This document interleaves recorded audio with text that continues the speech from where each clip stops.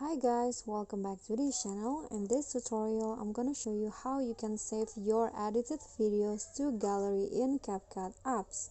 So if you're done your editing in CapCut and you want to save it to your gallery, here is what you need to do. So first, you can change the resolutions and also the frame rate by clicking on this box at the top.